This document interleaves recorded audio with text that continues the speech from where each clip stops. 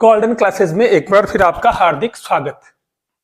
तो इस वीडियो में हम देखते हैं राजस्थान का एकीकरण। आपको अगर ये वीडियो पसंद आता है तो आप इसको लाइक किया करो, शेयर किया करो, सब्सक्राइब जरूर कर दो चैनल को सब्सक्राइब करने में कंजूसाई मत करो। आपके एक सब्सक्राइबर से हमारा काफी जोश आता है हमको वीडियो बनाने में। ठीक है, तो सब्सक्राइब पहले कर दो चैनल को। तो देखो, सबसे पहले हम देखते हैं राजस्थान के एकीकरण की प्रक्रिया।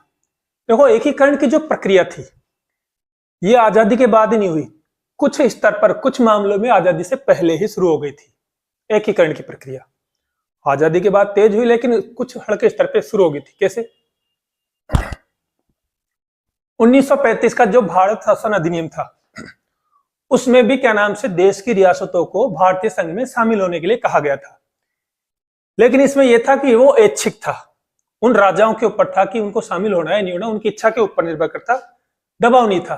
तो ऐसी स्थिति में राजा, ऐसा कौन सा राजा जो अपनी स्वतंत्र सत्ता को छोड़ के उस संघ में शामिल होगा? तो किसी राजा ने इसमें रुचि नहीं ली और ये प्रयास असफल हुआ। फिर 1939 में वायसराय थे क्या नाम से लिनलिथगो, उन्होंने भी एकीकरण का प्रयास किया, भारतीय संघ में राजाओं को शामिल होने की कोशिश की, लेकिन कोई फायदा नहीं हुआ।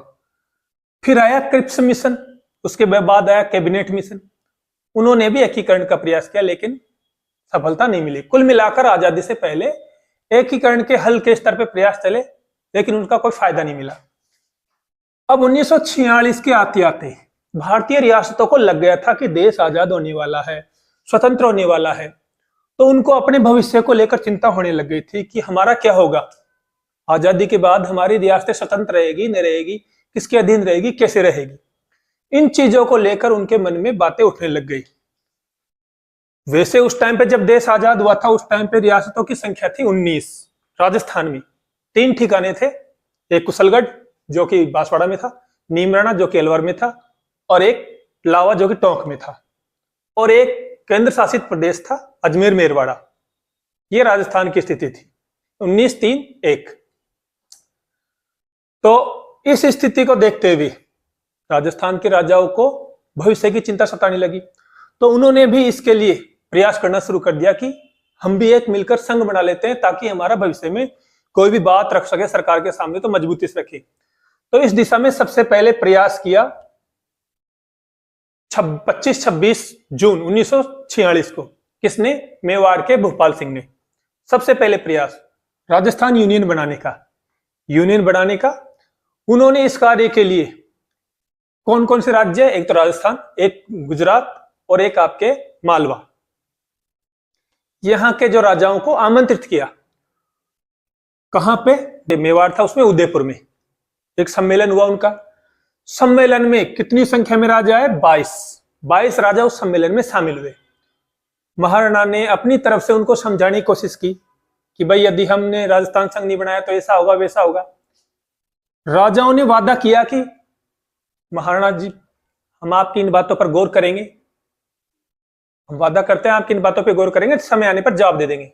लेकिन वो समय आया नहीं, उन्होंने कोई जवाब नहीं दिया, क्योंकि उनको डर था कहीं ऐसा नहीं हो कि हम इनके अंडर में आ जाएं, ये बड़े राजा हो जाए, हम नीचे राजा हो जाए। सबको डर लग गया था, इसलिए उन्होंने रुचि नहीं ली। सोचा होगा जो देखा जाएगा, बात आगे चली गई। ठीक है ना? अब इसके बाद देखिए, महाराणा फतेह सिंह ने प्रयास, वो भूपाल सिंह ने मेवाड़ के प्रयास किए, सफल नहीं हुआ, लेकिन वो ठान चुके थे कि मुझे तो यूनियन बनानी है, मुझे अपने भविष्य को लेकर कुछ न कुछ करना है। तो उन्होंने अपने इस कार्य के लिए नियुक्त किया किसको? एक संविधान विशेषज्ञ के मुंशी को अपना संवैधानिक सलाहकार नियुक्त कर लिया और उससे कहा कि भाई तू ऐसा कर, राजाओं का सम्मेलन बुला, ढंग से उनसे बात कर, क्या करना है। तो जो के मुंशी थे, इन्होंने वापस उदयपुर में एक सम्मेलन बुलाया। कब? लगभग 1 साल बाद, 23 मई 1947 को, वही उदयपुर में। ठीक है ना? सम्मेलन में कुछ राजा आए भी। वहां पर महाराणा भूपाल सिंह ने उन राजाओं को चेतावनी दी, अरे तुम समझो बात को गौर से, अगर हम सबने मिलकर, रियासतों ने मिलकर कोई यूनियन नहीं बनाई ना, तो आने वाले समय में ऐसे रियासतें जो क्या नाम से प्रांत स्तर की नहीं है वो समाप्त कर दी जाएगी। अभी समझ जाओ, तुम्हारे पास टाइम है, यूनियन बना लो, समझ जाओ। लेकिन उसका कोई राजाओं पे कोई खास फर्क नहीं पड़ा, इसका कोई परिणाम नहीं निकला। इसी प्रकार के जयपुर के राजा मान सिंह द्वितीय, उनके दीवान थे वीटी कृष्णमाचारी। उन्होंने उनसे कहा कि भाई आप भी कुछ प्रयास करो, तो ने जयपुर में सम्मेलन बुलाया। उस सम्मेलन में मान सिंह ने एक प्रस्ताव रखा राजाओं के सामने कि भाई अपन ऐसे ही एक यूनियन बनाते हैं, उस यूनियन के पास, उस राजस्थान संघ के पास एक तो आपके क्या नाम से पुलिस के, न्यायपालिका के और उच्च शिक्षा के अधिकार रहेंगे। बस ये कार्य वो राजस्थान संघ देखेगा, ऊपर की यूनियन। बाकी काम हम छोटी छोटी रियासतें जो भी इसमें शामिल होगी वो अपने अपने स्तर पे देखते रहेंगे। दूसरी बात के मान लो ये भी आपको मंजूर नहीं है तो एक दूसरा उपाय और है, आप एक काम करो, जो ऐसी रियासतें जो अपना पृथक अस्तित्व नहीं रख सकती, जो मानदंड गवर्नमेंट ने बताए थे कि भाई 1 करोड़ की इनकम होनी चाहिए और 10 लाख की जनसंख्या, मान लो कोई रियासत ऐसी है जो इन नियमों का पालन नहीं कर रही, तो निश्चित वो तो समाप्त होगी। तो आप ऐसा करो, पास की कोई रियासत में आप शामिल हो जाओ। ये 2 उपाय उन्होंने बताए, लेकिन कोई फर्क नहीं पड़ा। इसी प्रकार के कोटा के जो महारावल थे भीम सिंह, उन्होंने भी इसी दिशा में प्रयास की। उन्होंने हाडोती संघ बनाया, किस किस को मिलाकर, कोटा बूंदी झालावाड़ को मिलाकर हाडोती संघ इन्होंने बनाया। ऐसे ही डूंगरपुर के जो क्या नाम से लक्ष्मण सिंह थे, उन्होंने भी क्या नाम से एक संघ बनाया। कौन सा? बागड़ संघ। इस बागड़ संघ में देखो, एक तो आपके डूंगरपुर है, बांसवाड़ा है और एक प्रतापगढ़, इसके अलावा कुशलगढ़ और लावा, ये 5 छोटी बड़ी रियासतें उसमें शामिल थी। इधर ये प्रयास कर रहे थे, उधर जोधपुर और भोपाल के जो राजा थे उनका अलग ही था। जोधपुर के हनुमंत सिंह और भोपाल के हमीदुल्ला, इनका विचार कुछ और ही था। ये चाहते थे कि हम पाकिस्तान में शामिल हो जाएं। इस बात का, इस योजना का खुलासा किसने किया? एक पत्रकार था मारवाड़ का, सुमनेश जोशी। वो एक समाचार पत्र चलाता था रियासत, उसमें इस बारे में, इनकी योजना के बारे में बताया गया। लेकिन इनकी जो भी योजना थी पाकिस्तान में शामिल होने की, वो लागू नहीं हो सकी। इन जोधपुर का जो साथ देने वाले राजा थे, जैसलमेर, बीकानेर और अलवर, वो राजा भी इनका साथ दे रहे थे। ठीक है, तो इस प्रकार से आजादी के पहले अलग अलग राजा अपने अपने स्तर पे इस स्वतंत्रता के बाद जो परिस्थितियां होने वाली थी उससे निपटने के लिए कोशिश कर रहे थे। उधर आ जाते हैं ब्रिटेन में। ब्रिटेन में ये हम उल्टा चले गए। ब्रिटेन में ब्रिटिश संसद में, एक मिनट इसको इधर कर देता हूं। ब्रिटिश संसद में भी इसके लिए, भारत की स्वतंत्रता के लिए कुछ प्रयास चल रहे थे। और कब? वही 23 जून ये शायद 1947 को ब्रिटिश संसद में भारत की स्वतंत्रता का अधिनियम पारित कर दिया गया। भारत की स्वतंत्रता का अधिनियम ब्रिटिश संसद में पारित कर दिया गया। कब? 23 जून 1947 को। और उसकी एक धारा 8 थी। इस धारा 8 में क्या कहा? इसमें कहा कि भाई आज से भारत की जितनी भी रियासतें हैं वो ब्रिटिश सरकार के या ब्रिटिश नियंत्रण से मुक्त हैं। अब वो चाहे तो पाकिस्तान में मिले, वो चाहे तो भारत में मिले, वो चाहे तो स्वतंत्र रहे, कोई नियंत्रण नहीं है, अब आप आजाद हो। ठीक है, ये धारा 8 के तहत बोल दिया गया। अब इधर भारत में जब रियासतें स्वतंत्र होगी तो भारत सरकार को चिंता हुई कि भाई हमको अब इन रियासतों को एकीकरण करना है, एक करना है। अलग अलग रियासतें पता नहीं कैसे कहां चली जाए, तो इनके रियासतों के नियंत्रण के लिए एक विभाग बनाया गया। कब बनाया गया? 5 जुलाई 1947 को एक विभाग बनाया गया, रियासती विभाग। इसका अध्यक्ष बनाया गया सरदार पटेल को और उसके सचिव बनाया गया वीपी मेनन को।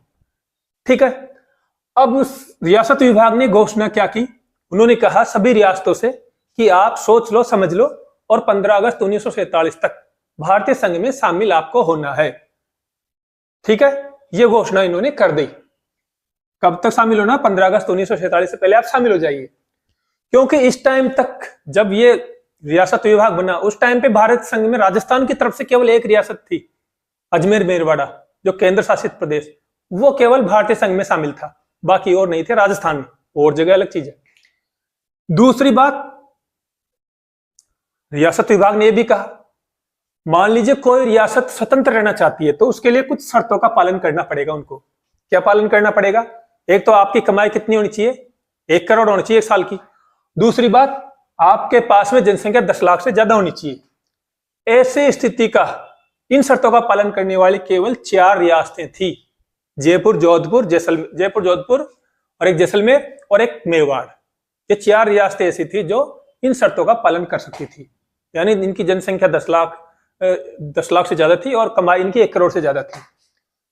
अब इन सभी के बीच भारत देश आजाद हो गया, भारत पाकिस्तान का विभाजन भी हो गया। विभाजन की स्थिति में भारत में सांप्रदायिक दंगे भड़क गए। गांधी जी दौरान नाथूराम गोडसे ने गांधी जी की हत्या कर दी। तो ऐसी स्थिति में गांधी जी की हत्या की जांच चल रही थी। तो गांधी जी की हत्या के आरोप में और सांप्रदायिक दंगों के आरोप में क्या नाम से जो अलवर के महाराजा थे तेज सिंह, उनको गिरफ्तार कर लिया गया और नजरबंद कर दिया गया, ठीक है ना। और अलवर का प्रशासन नियंत्रण में ले लिया भारत सरकार ने और इस प्रकार से अलवर भारत संघ में शामिल हो गया। दूसरी बात, इसी प्रकार से जो यही आरोप भरतपुर के बृजेंद्र सिंह पे थे, तो उनको भी गिरफ्तार करने का डर था। इससे पहले कि भारत सरकार उनको गिरफ्तार करती या कुछ और कदम उठाती, विजेंद्र सिंह जी ने अपना प्रशासन भारत सरकार को दे दिया और इस प्रकार से अलवर व भरतपुर दोनों बिना कोई खास प्रयास के भारत संघ में शामिल हो गए। इसी के पास में एक छोटी रियासतें थी, 2, करौली और धौलपुर। इन रियासतों की जनसंख्या भी कम थी 1 करोड़ से, वो 10 लाख से, और इनकम भी 1 करोड़ से कम थी, तो ये अपना पृथक अस्तित्व नहीं रख सकती थी। तो इनको अलवर भरतपुर के साथ में शामिल करके मृत्यु संघ का निर्माण कर दिया और यहीं से राजस्थान के जो एकीकरण के चरण शुरू होते हैं। इन चरणों को हम अलग से देखेंगे अगले वीडियो में। यहां तक हमने इसका 7 चरणों के पहले का जो समग्र अध्ययन किया, उसकी भूमिका देखी कि ये एकीकरण से पहले कौन कौन सी घटनाएं हुई, ठीक है। तो अगर आपको ये वीडियो पसंद आया है तो चैनल को जरूर सब्सक्राइब करना, वीडियो को लाइक करना, शेयर जरूर कर दिया करो, किसी और को भी बताया करो कि भाई ये वीडियो है देखें, ठीक है। तो अगले वीडियो में फिर मिलेंगे आपसे, तब तक के लिए धन्यवाद।